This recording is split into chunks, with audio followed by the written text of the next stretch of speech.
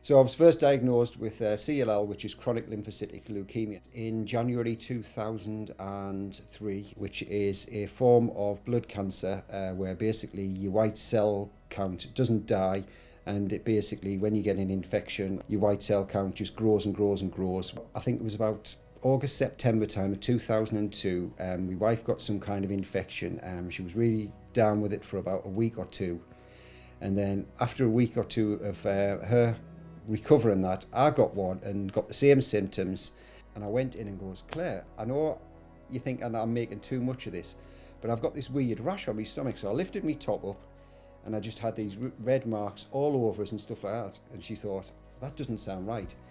So we went off to the doctors, did a few things. I think I probably went on some tablets or something like that. I'm sure she did a blood count. And she said, your blood count, when it came back, when I'd next gone to see her, she said it was pretty high, but I'm sure that's because of the infection. So I went off to see a consultant there called Fiona, and she went through a number of things that it could be, and she mentioned about CLL, but she says, you're under 40 at the time, so it's not going to be that, I'm sure about that. So I went back in a month later in the January, and she said, unfortunately, Paul, yes it is. It's always a bit of a bombshell and that, and then a few days later you calm down and everything, then you start looking into it. I was given like leaflets and everything like that, which I read through, so I'll get a bit more of understanding. But I think it was my wife who then went on to the good old internet to find out a bit more about it. With leukemia and that, what they'll try and do is, as I say, watch and wait, which is basically they will see how your blood count goes, that you'll go to the hospital, I think it was every 6 months, I think at the first time, and you would get blood tests done and they would see how your white cell count was behaving. So I had my transplant 2012, so I'm now 6 years out of transplant. It was a long case out of the transplant and that to get back to my normal thing. So I was a runner before I was diagnosed. I did the Great North Run, I've done it about 3 or 4 times.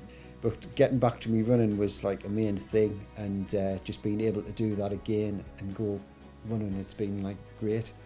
I would say to try and remain positive, and the fact is that they're putting you on watch and wait because they know they don't have to interfere straight away with it, which yeah, you probably want get this out of me type of thing, but it is the best way and stuff like that. I know it doesn't sound that way, but in the long run it is, because basically if they're not interfering with you, not sticking poison down your neck, which basically what chemo is, then you've got to take the positive.